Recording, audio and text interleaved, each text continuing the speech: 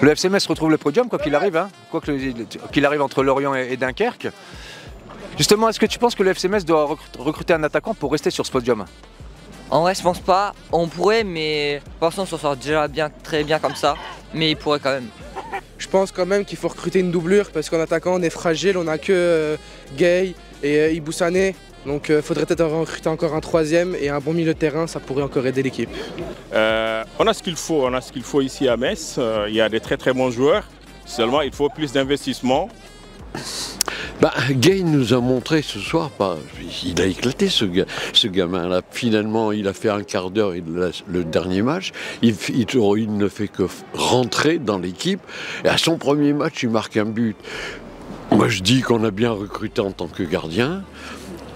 On détient peut-être une possibilité assez conséquente avec ce jeune.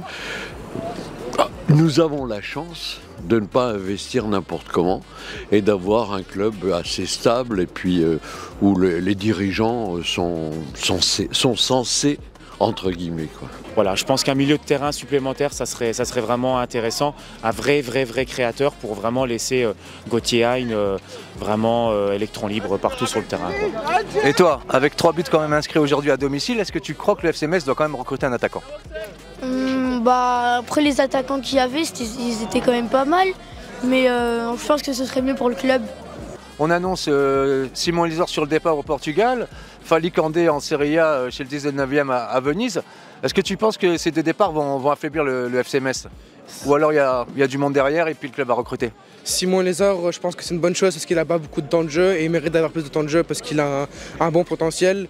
Mais Fally Kandé, ça fait un peu mal parce qu'il gérait bien beaucoup la défense, il faisait partie de la bonne défense. Mais s'il peut encore plus améliorer et avoir une meilleure carrière, tant mieux pour lui. Pour l'instant, on a ce qu'il faut et pourquoi pas recruter une doublure dessus. Peut-être qu'ils vont remplacer d'autres joueurs, ils vont recruter pour les remplacer. Voilà.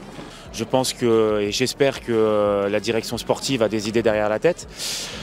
Après, à voir, je pense qu'il y aura forcément 2-3 joueurs à faire la bonne affaire sur les derniers jours du mercato. Donc, à voir. Nous avons une défense à présent qui tient la route.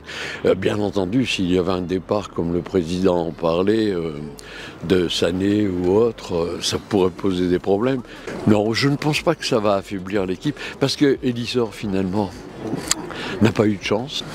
Mais c'est regrettable pour lui. Je suis sûr que si ça se trouve, il va peut-être s'éclater ailleurs, hein.